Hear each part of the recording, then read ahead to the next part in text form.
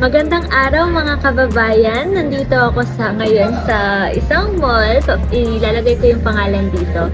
Pero maaga kaming nakarating.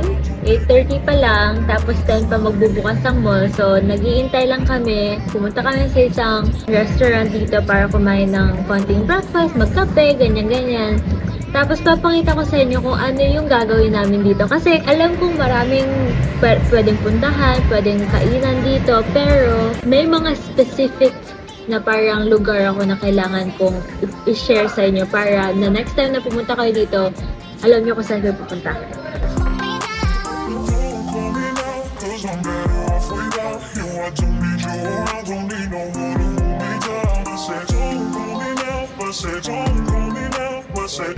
Hi! So, yun, naglalakad-lakad lang kami around, pero papunta kami ngayon sa 10th floor para pumunta sa Team Lab na parang art gallery. Tapos may kita niya. Papakita ko sa inyo kung anong itsura ng loob mamaya.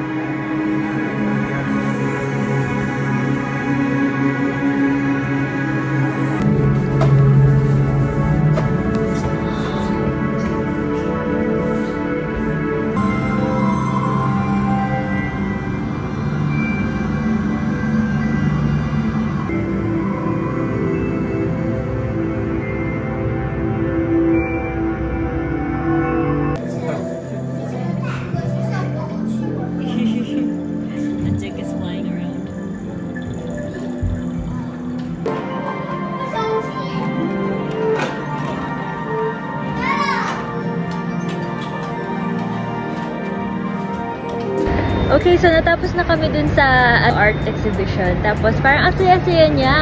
Kailangan mo talagang pumunta doon. Tapos may mga activities na pwede mong gawin. Suitable siya para sa mga couples, mga family members, and kids. So, ayun. Ngayon, it's time for lunch. This is the best yakiniku I've tried in Beijing my whole entire 2 years dito. So, puntahan na natin.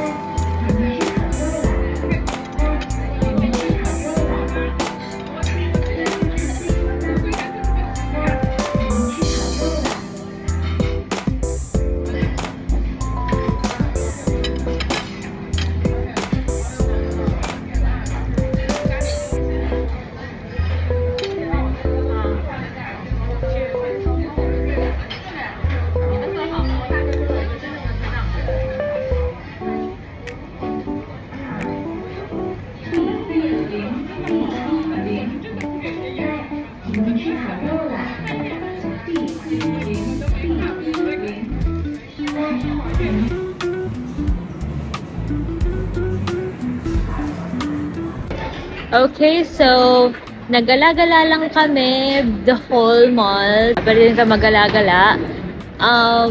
Kumuha lang kami ng奶茶, like ng milk tea.